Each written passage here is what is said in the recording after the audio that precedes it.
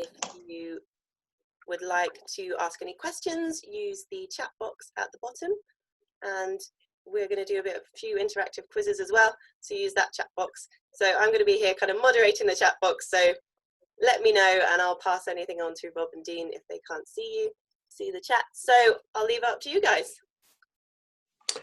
Hello guys, and thank you for joining us today for this youth service virtual CV workshop. My name is Dean, and I'm just going to be kind of delivering the introduction to this workshop. Please forgive us for anything that comes across like a little bit stale. We put this together as quickly as we could to try and deliver this session in the best possible way, given the conditions that we've got at the moment. So I hope you find it really useful, and any questions, do feel like you can hit that chat box thing like Joe mentioned just before. So I'm going to give you a little introduction to Skills Jersey. You might have come across Skills Jersey before.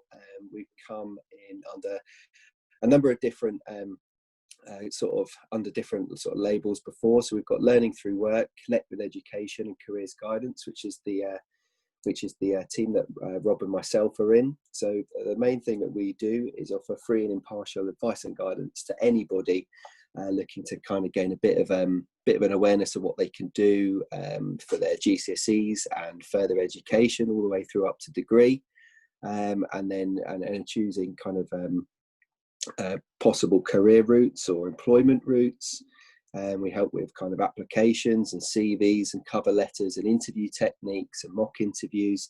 But most importantly, we're here to kind of just offer the space really for anybody looking to kind of just talk about their ideas, really.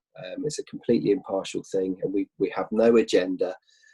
We're not there to kind of support any kind of argument or ideas. It's purely to give you the chance to kind of say, this is what I'm thinking about doing. I'm not too sure, and just to kind of take it from there.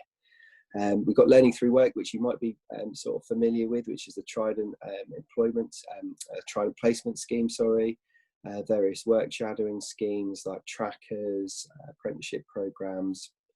We've also got skills coaches as well, who support people in education.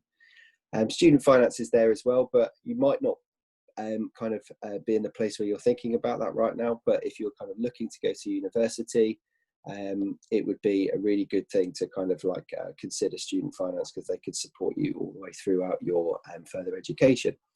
So that is enough about that. A quick little icebreaker now, which is a little CV quiz. I'm going to give you a couple of minutes to answer those 4 questions. There's no real right or wrong answer. It's just a way to kind of gauge where the kind of where CVs are with employers, and to have a little idea about what to consider potentially if you were to be sending off your CV to an employer. Okay, so the first one we've got is, how long does an employer take to review a CV on average? So we've got A, 15 seconds, B, 30 seconds, or C, 90 seconds. A CV can be used for any application. Is that a true or false answer? So what percentage of CVs are missing vital information? That's a really important one. So we've got A, over 30%, B, over 50%, or C, over 70%. Fourth question is, what percentage of CVs are ignored due to unprofessional email addresses as like, for example, crazydaffyduck.com or at hotmail.com? A, 25%, B, 62%, or C, 76%. That's a really easy one to get wrong, in terms of like including daft email addresses. I know I've done it a couple of times. So I'll give you a couple of minutes to go over those, and and just feel free to sort of give us your answers through the chat thing if you wanted to. I think that's okay, isn't it, Joe? Yeah, definitely. We won't judge. We'd like to see your ideas. Absolutely. I've done this a few times. I'm not sure if I can remember the right answer. Well, we've seen some good email address, well, some bad email addresses, haven't we? Yeah. Over time. Yeah, really bad ones. Okay, we've got an answer here from Jax, who's saying CV. Question 1, was that true? Maybe he meant that for 2. Did you mean Maybe that for question 2? Was that question 2, Jax? Oops, sorry, 2, yeah. Okay. Cool, so we're going to assume it's question 2, and then we'll have the reveal in just a second. Is there anybody else that would like to kind of present a possible answer to any of those questions? If not, we can move on because we've got the answers that we can look at. So we've got Jax has gone for, yeah, I think second one is true. Jem has gone, we've got B, true, C and C. Okay. Okay. We've got a B for the first one. So what's that, 30 seconds? Yeah.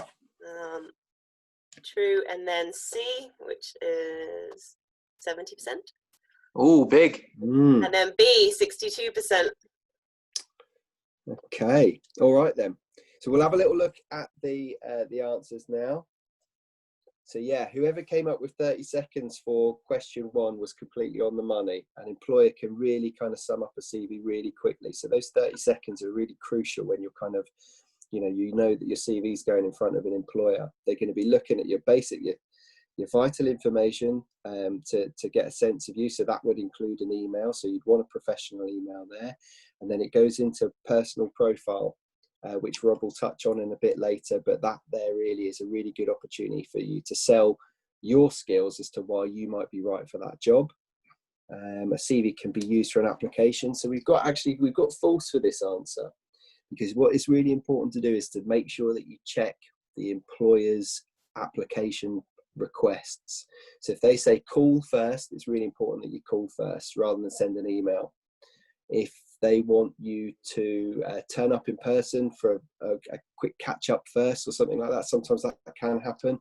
But if they say, just ping your CV over, then you can do that straight away. But if they say we want an application form completed, it's really important that you complete that application form, because other people will be doing it. And what that will mean is that will filter you out of the application process because you haven't done what they've asked of you.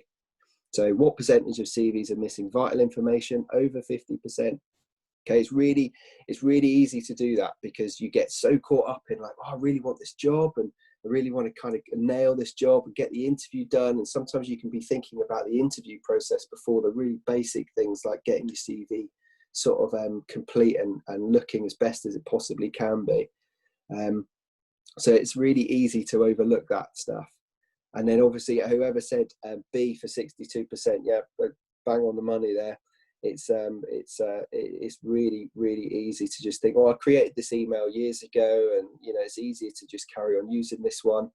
But it is really important that you kind of make a professional email address that would be, kind of received by an employer well, that kind of just says your name and it's just really straightforward as possible and easy to remember.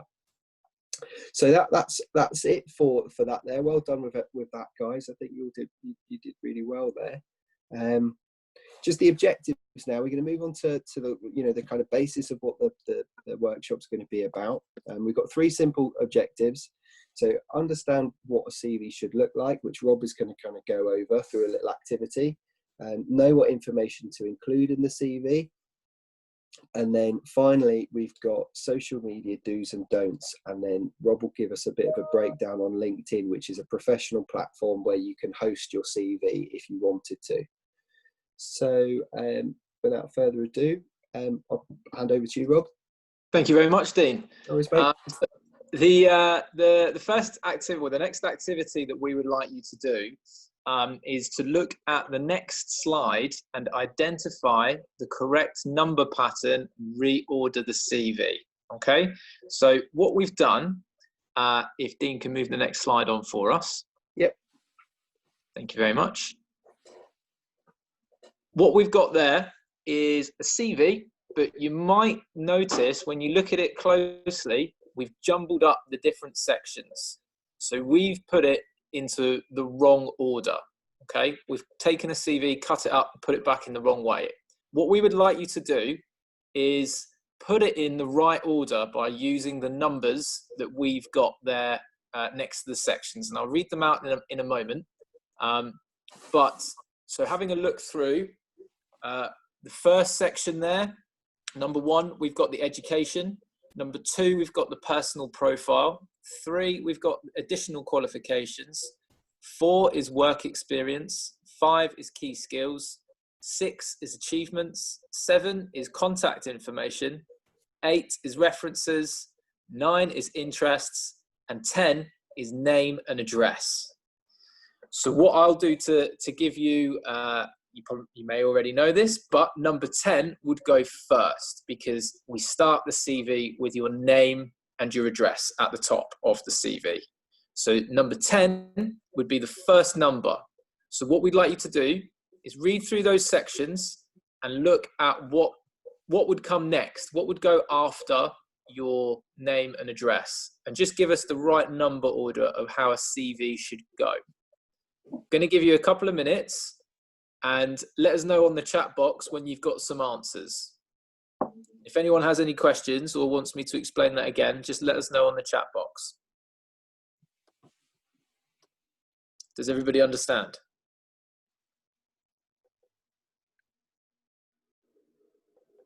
I'm not getting any feedback, so I shall assume that that is yes. They're quietly working on it, reading through the CV. Yeah. Yeah, there's quite a lot there, isn't there? There is quite a bit. But we've got the different sections there all jumbled up.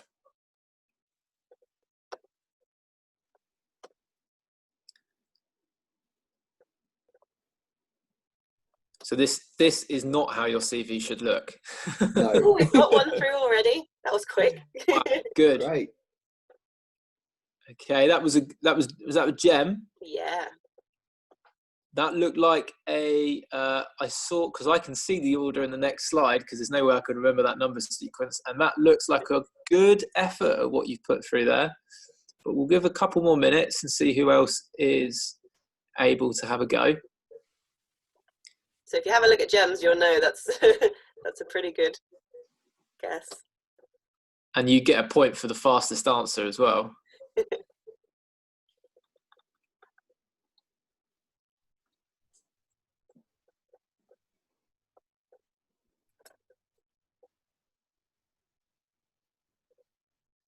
And don't worry too much about wanting to get it in the right order, because you'll be able to correct it on the next slide. I'm going to talk through the different sections and what they include and why we put them on there.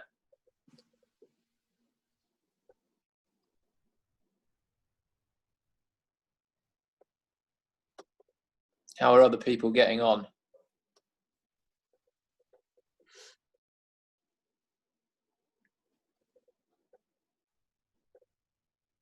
Working hard, I think. Yeah.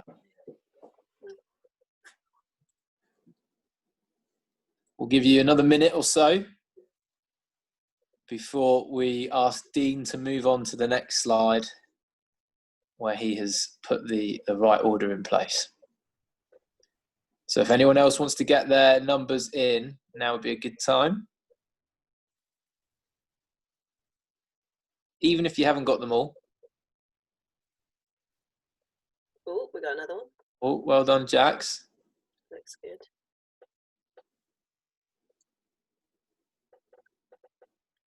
I think we've gone 10 and then 2 for a couple of people there, which, yeah, is a good effort and makes sense. Oh, we've got another one through. 10, 1.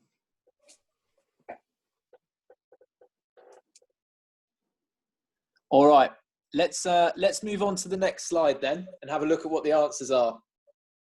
Ta-da. There we go. So we've got 10. Now, a lot of people went 2 next, which you're right. It comes up quite high up on the CV, but actually we want to put the contact information in next. So that would be 7, then the profile, then the key skills, then the education, then the additional qualifications, achievements, work experience, interests, and references. So 10, 7, 2, 5, 1, 3, 6, 4, 9, 8. But you don't need to remember those numbers because I'm going to talk you through the CV now. So at the top, we start with your name. This person is helpfully named Tom Example, along with the address. Then we have to have the contact information. So we put your contact information basically at the top of the CV, so that employers can get your information quite quickly without having to read through your CV again. What we don't have up here is we don't have any date of birth, we don't have any nationality, we don't have any personal information. We just have the residential status, which is really important because employers need to know whether they can legally hire you.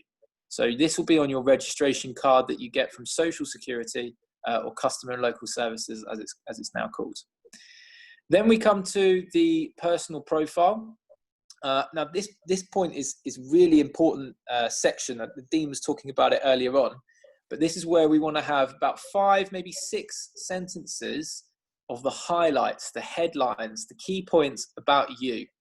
And these need to be tailored to the job that you're applying for. So if you're applying for a job where you needed to be organized, hardworking, and highly motivated, that is a fantastic opening line to grab the attention of the employer, to make them want to read on, basically, and see what more you have to say and what skills you have to offer. So you want to be talking about the skills that you've developed, some of the qualities that you have, and perhaps how you go about doing your work.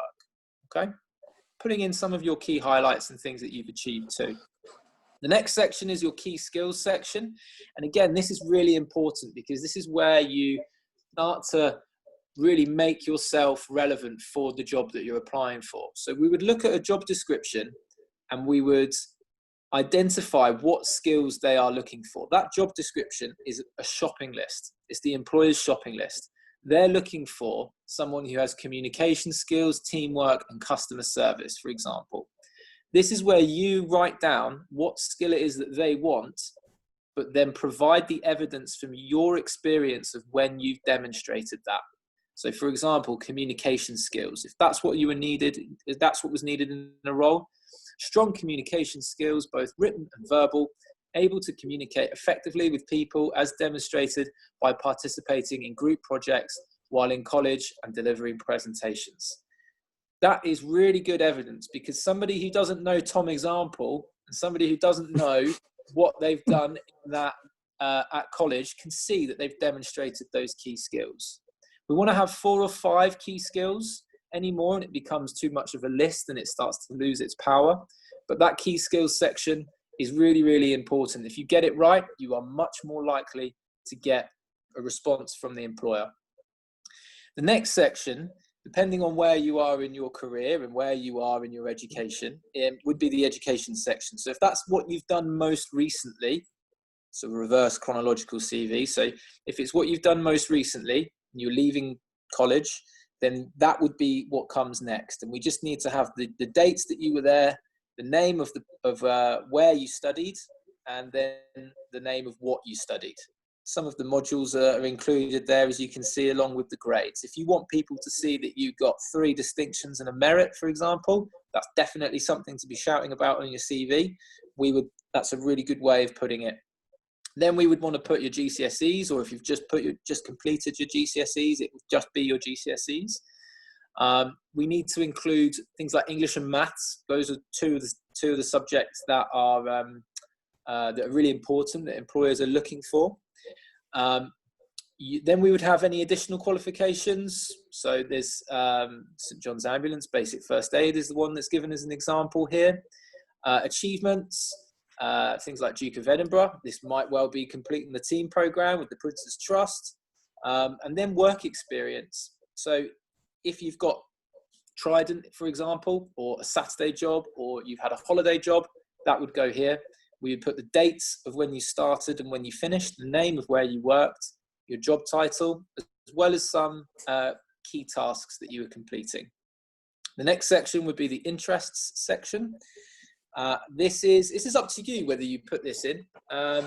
If it's relevant and it kind of says a little bit more about you as a person and some of the skills that you've been developing, then yeah, definitely put it on. If you have a position of responsibility, if you're a swimming teacher, or you play football and you take part and you can work as part of a team, it basically can help demonstrate that you've got more teamworking skills, you can communicate, and that can be helpful. But actually, if you put something like, I like socializing, listening to music, you're not telling the employer very much there. So it's making sure that you use it to lift your CV. And then finally, is the last section is references. And this is always available upon request. So when an employer makes you an offer of employment, it is conditional upon successful references. They will then ask for references. So at this stage on the CV, it's just available upon request. Now, Skills Jersey, we have got templates, this template. So if you are putting your CV together and you needed some help, you can contact us and we will happily send you a CV template. And we're also very happy to review CVs once you've done them. And Dean will talk a bit about that towards the end of the presentation. But I'll hand back to Dean now, who's going to take us through a little bit of social media do's and don'ts. Cheers, buddy. And thanks for doing that, mate. That was great. Yeah, okay. So I thought it was really important to include social media do's and don'ts. I think we all live our lives now through social media in one way or another. And employers are always going to refer to social media when considering you for a job. So if they get that CV and the application form and everything looks good, it's quite likely that an employer is going to think, well, I'll just have a little look at their Instagram page or their Facebook page or whatever social media kind of platform you might be using as a possible candidate. So it's really important to just have a little look at this. We're not going to spend a great deal of time, but we're just going to touch on a few of the key things. So I've included here 4 of the sort of main platforms an employer might kind of look to kind of get a bit more of a deeper sense of who you are as a person. So Facebook now is kind of might not be the main go-to sort of platform, social media platform for people to share stuff on anymore. However, it's still used as a professional platform. So employers would look at that to kind of gain a bit of an insight into you or what you might be doing as a person. And you've also got Instagram, which is quite a common social media platform that's being used these days. Again, that also is all image based, and it's very easy for somebody to get the sum of a person through their Instagram account. We've got Twitter as well, which is again, that is a free-for-all for anybody, for businesses and individuals, but there is a very good way for somebody to kind of gain an insight into a person's beliefs and values and who they are as an individual and what it is that they care about. We've got LinkedIn there as well, which Rob is going to kind of talk a little bit more about. But with those top 3 there, it's really important to just be really conscious of your settings and what you're sharing and stuff. And we'll kind of go into that a little bit more with some top tips that we've got towards the end of this session. But it's really important to make sure that what you're sharing on social media is what you'd like a potential employer to see. So considering when you share and how you share and what you share is really important if you're thinking, I really want to go for that job, because the employer quite most likely will have a little look at your social media platforms. LinkedIn, as I touched on before, is a professional kind of platform for anybody looking to kind of share their CV or upload professional stuff to that site. But I'll let Rob talk a little bit more about that, because to be honest, I don't really know a great deal about it. Thanks, Dean. No worries, mate. Well, LinkedIn is it's similar and a little bit different, I guess, from the top 3, in that it's social media, it's networking, but it's meant in a professional way. So whereas in Instagram you'll share a picture of your lunch, on LinkedIn you would put up some experience that you've had, or you would be. It's a way that it's another platform where jobs are actually advertised. So you can actually upload your CV into the different sections onto LinkedIn, and it can be a really useful tool to connect and search and network with people in a particular industry to help you to get a foot in the door, basically. But it's really important to think about what you're putting on there and making sure that it comes across as professional. So making sure that LinkedIn will help you through the steps. It's actually quite good in terms of telling you what to go into what section, but making sure that you are putting appropriate information in there, you know, that you are, you know, in terms of you've got capital letters in the right place, you've got no spelling mistakes, giving that, basically making sure that you come across as a professional person. If you have any specific questions around LinkedIn and kind of putting it together, or you want someone to have a look at it, then do get in touch with us at Skills Jersey, and we'd be more than happy to give you a little bit of feedback on it. I think being aware of privacy settings, which is another thing that Dean's going to talk about in a moment, being careful about who you're sharing this information with, because if you're putting in information about where you were or what you've done for certain periods of time, making sure that you've reviewed your privacy settings. So making sure that you don't accept invitations from people you don't know is a really important thing. You know, it might be something where you've met an employer for an interview and then you have connected with them on LinkedIn, for example, as a way to help build your network and your presence online. So it can be a really useful tool, but making sure that you're using it appropriately is important. So yeah, we've just sort of brought together a collection of like some top tips there for protecting your personal data. I mean, sometimes it can be really easy to slip into the trap of thinking, oh, I've just put it on social media and that's it. You know, only people that I want to see, I want to actually see that will see it. But really, if you put it out there without any protection, it's there forever, and it's there for everybody to kind of view. So it is really important that you consider your kind of your personal data, your electronic data that you're putting out on social media, as important as, I don't know, your bank card or something like that. You know, it has the same kind of value. You know, it's not a throwaway thing. It's out there forever, and it can be accessed by anybody unless you kind of secure it. So we've got number one, lock down your social media profile. So what does that mean? That means going into your settings, reviewing the way they're set up. Most social media platforms now have fairly robust profile security settings, and they'll all be a tick or yes or a tick for no. So really go through those and review them and think about what that actually means for your profile. You know, you want to make sure that when somebody's viewing your profile, that everything's that what you've got on there is as you'd want them to see it. You know, so it might be that you only really want people that you're close to be able to see your profile. So just lock it out from anybody else seeing it other than the ones that you've accepted in. So number two, you've got limit access on a post by post basis. So you can do that. You can say when you share things, I only want my friends. If I think this is applicable to Facebook, I only want my friends to see this. The people that I've accepted, and then the rest of like the world can't see it. So number three, keep your photos and videos private. Conceal your age. You know, there's no need for you to kind of be sharing age or any specific information like that, like Rob spoke about with the CV. You know, gender, age, nationality, it's just not required. And then you've got relationship status. You know, if you want to kind of include that, you can do. You don't need to include that information.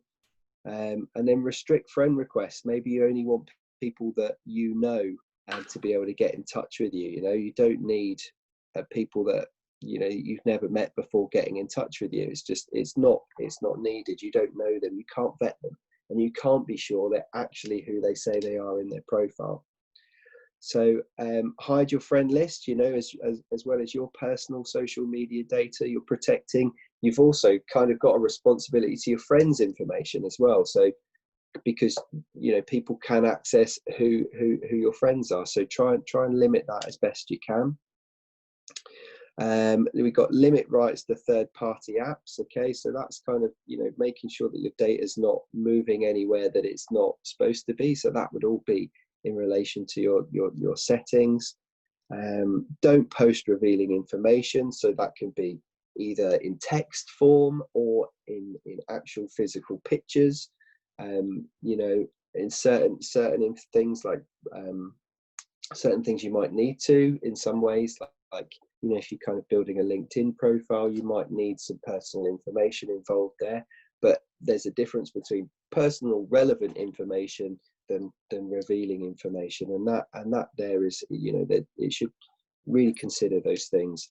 The final one really is the take home, because this comes down to a feeling, a sense. So don't share stuff that you might have to delete later.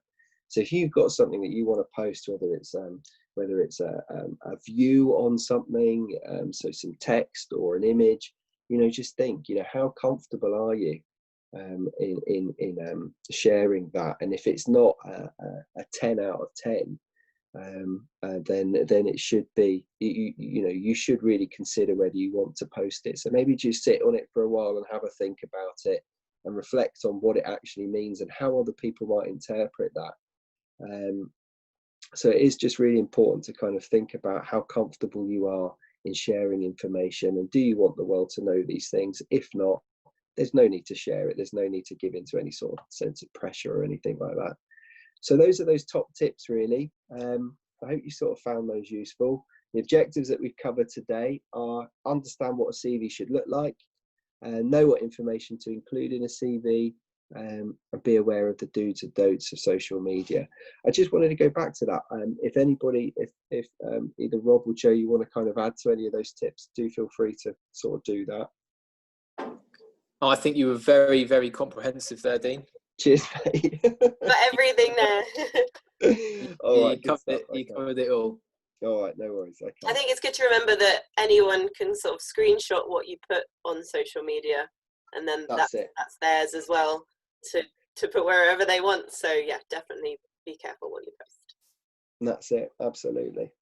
Okay, so yeah, that's the end of the session. So from Rob and myself, yeah, thank you so much for joining us. And if you've got any questions and feedback, then we're here to kind of answer any of those now, if you'd like. Yeah. Pop those in the chat if you've got any.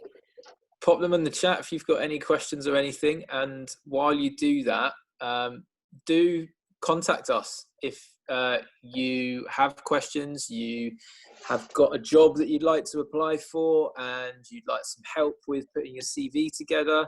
You can find us at gov.je Skills Jersey, where you can also give us a call or give us an email, skillsjersey@gov.je. You can look to book an appointment or speak to Jo, and she'll be more than happy, I'm sure. Pop an email through to Dean or myself or any of the other advisors, and we'd be more than happy to meet with you and chat through your CV. Excellent. Thank you so much, guys. That was so good. Cheers. No worries. Thank you very much. Thank you to everyone who's joined. I don't know if anyone's got any questions, but you've got the emails there if you've got anything. If anyone has a CV that they've done and want to send, can they send that to you guys and you can check it over, make sure it's perfect? Absolutely, yeah. Wonderful. So we've been doing this as part of our Motivation Monday campaign throughout June.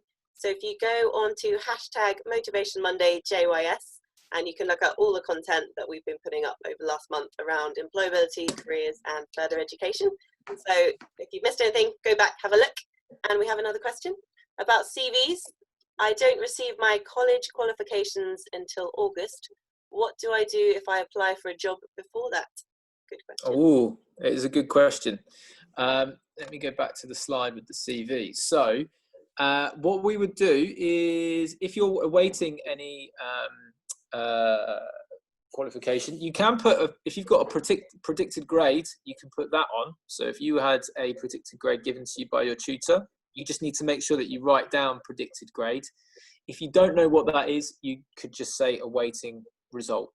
So you're awaiting to get that in August. And that would then, I guess, you'd speak about that at the interview.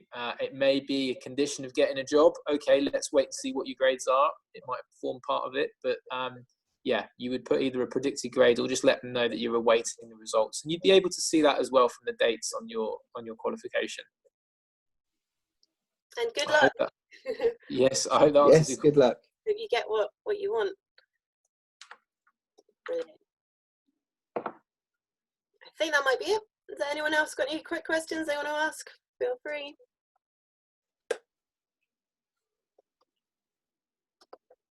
Oh, predicted grade for maths and performing arts. Nice. Good, yeah, good stuff. Yep, for sure. You just need to put them on and let them know that it's a predicted grade awaiting the results. Wonderful. I'm sure you'll do great.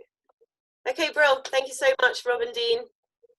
Cheers, worries. guys. I've much. recorded this, Join so we'll everybody. put it up on our channels. If that's okay. Yes. Brilliant. Yeah, sure. No worries. And there's all the details as well. Cool. All right. Well, thanks very much, everybody. Cheers, Thanks, guys. Take care. Have a lovely week. You too. Bye.